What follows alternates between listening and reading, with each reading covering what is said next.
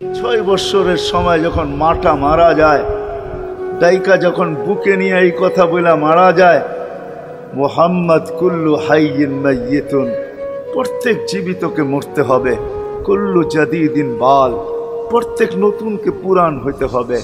বিদায় বেটা আমি চললাম বইলা জ্বরের ভিতরে জানটা যখন দিয়া দিছেন, হায় হায় আমার মনে হয় আল্লাহ কি করে সইছেন জানি না, এই 6 বছরের ছেলে মার বুকের উপরে উঠা মনেই না কত চিৎকার দিছে।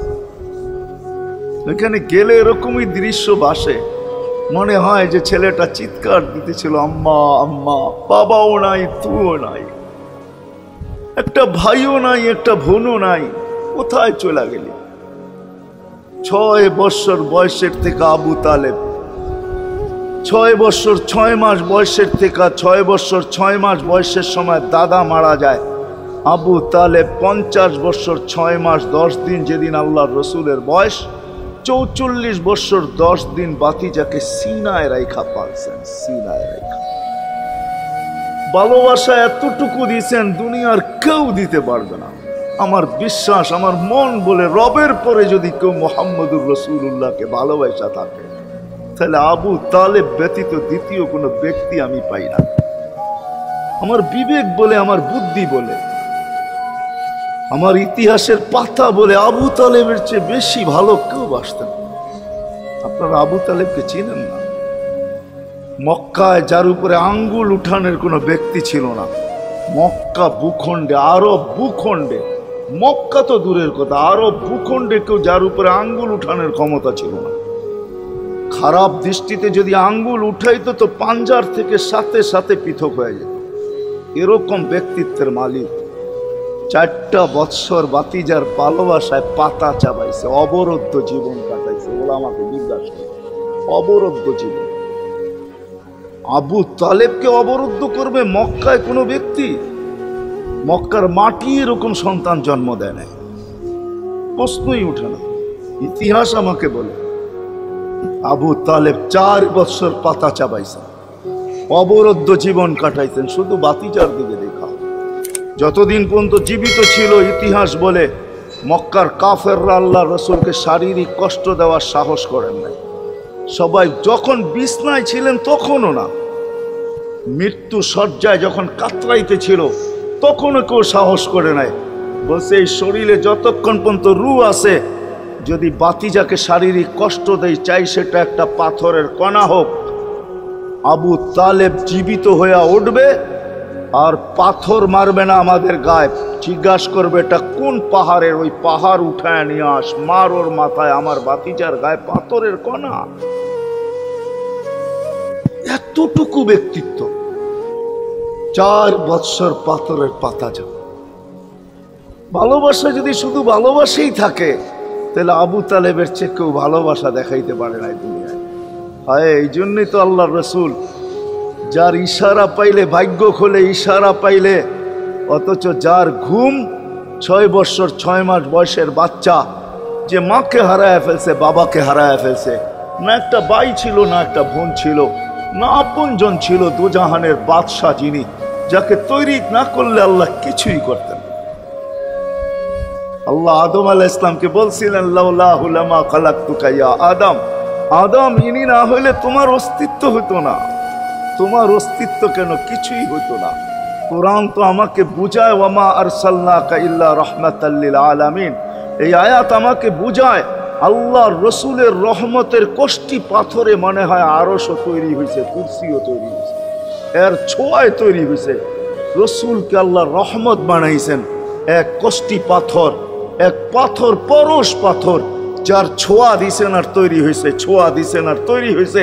তৈরি যখন সব শেষ, তখন আল্লাহ ঘোষণা দিছেন, ওমা আরসালনাকা ইল্লা রাহমাতাল লিল আলামিন। সমগ্র জগতের জন্য আপনি রহমত। ওই মুহাম্মদুর রাসূলুল্লাহর ইঙ্গিত পাইলে ভাগ্য খুলতো, ইঙ্গিত। আবু তালেবের বুকে তো আল্লাহ রসুলের রাত্র কাটছে। ইতিহাস আমাকে বলে, আমার বিবেক বলে, আমার বুদ্ধি বলে, আমার বিদ্যা বলে, আল্লাহ রসুল গুইসাবকে ইশারা করছেন, সে মরাটা জীবিত হইয়া চিৎকার দিতে দেরি করে না, লাব্বাইক ওয়া সাদাইক ইয়া যাইনা ওয়াফা ইয়াউমিল কিয়ামা। গুইসাব বলতেছিল দোজাহানের বাদশাহ ইশারা করতে দেরি, আমার ভাগ্য খুলতে দেরি হয় নাই, কিয়ামত পর্যন্তর জন্য আমার ভাগ্য খোলা গেছে। আল্লাহর রাসূল বলছে এত সুন্দর আরবি বলিস, শিখলি তো শিখলি কোত্থেকে, তোকে কিছু আরো জিজ্ঞাসা করি, লিমান তাবুদ, ইবাদত কার করিস? তো গুইসাব বলতেছে ফিস সামাই আরশুহু, ইবাদত তো ওনার করি যার আকাশে আরশ, ওয়াফিল আরদি সুলতানুহু, জমিনে যার রাজত্ব, ওয়াফিল বাহরি সাবিলুহু, সমুদ্রের ভিতরে যার রাস্তা, ওয়াফিল জান্নাতি রহমাতুহু, জান্নাতের ভিতরে যার রহমত, ওয়াফিল নারি ইকাবুহু, জাহান্নামের ভিতরে যার শাস্তি। বলছে মান আনা, আমি কে? বল না। তো বলছে আনতা রাসূল রাব্বিল আলামিন, আপনি সমগ্র জগতের রবের রসুল, খাতামান নবিয়্যিন, আপনার পরে আর কোনো নবী আসবে না, আপনি নবুয়তের ঘরের তালা, এই ঘরে আর কেউ ঢুকবেও না, আর কেউ বাহির হবে না, আপনি সর্বশেষ নবী। মান আমানা বিকা ফাজ, যে আপনার গোলাম হবে, আপনার অনুগত্য হবে, শুধু ভালোবাসবে না, আপনার অনুগত্য হবে, তার কপাল আমার মতো খোলা যাবে। ওমান কাযিবা খাবা ওয়া খাসির, যার ইঙ্গিত পাইলে ভাগ্য খোলে। হায় হায়, যার শরীরে টাচ লাগলে ভাগ্য খোলে। আল্লাহ রসুল জুমার নামাজ পড়াইতেন খেজুর গাছের উপরে পিঠ লাগায়া। ওই সময় মেম্বর ছিল না, কে জানি কোত্থেকে মেম্বরের প্রযুক্তি শিখা আসছে। আইসা বলছে ইয়া রাসূলুল্লাহ, মেম্বর বানায়া দেই। আর কতদিন দাঁড়ায় দাঁড়ায় খুতবা দিবেন, মেম্বরে উঠবেন বসবেন খুতবা দিবেন। তো মেম্বর যখন বানায়া দিছে, আল্লাহ রসুলেরও পছন্দ হয়েছে, দাঁড়ায় দাঁড়ায় আর কতদিন খুতবা দিব। মেম্বরে পা রাখতে দেরি, শুকনা খেজুর গাছ বাচ্চার মতো কাঁদতে দেরি করে নাই। শুধু কাঁদে নাই, সে তো বলতেও ছিল মনে হয় আমার কাছে যে শুধু কাঁদে নাই, বিলাপ করতেছিল সে, কোত্থেকেই ব্যক্তি আসলো, সে কোত্থেকেই মেম্বরের প্রযুক্তি পাইল, আর মেম্বরই বা কোত্থেকে বানাইলো, আমাকে বঞ্চিত করলো তো করলো কেন? আল্লাহর রসুল তার কান্নার আওয়াজে নিচে নেমে আসছেন, হাত বুলাইতেছিলেন, সান্ত্বনা দিতেছিলেন, তোকে ছোঁয়া দিতে থাকবো, পায়ের নিচে রেখা দিব, তোর গায়ে ছোঁয়া দিয়া মেম্বরে উঠবো। আল্লাহর রসুল শান্ত করতে পারেন নাই। সর্বশেষ যখন বলছেন তোকে জান্নাতে নিয়ে যাব, তুই দুনিয়া আমাকে খেজুর খাওয়াইতে পারিস না, জান্নাতে নিয়ে যাব, তুই জান্নাতে খেজুর দিবি, আমি মন বড়া খাবো। তখন যে তার কান্না ঠান্ডা হয়েছে।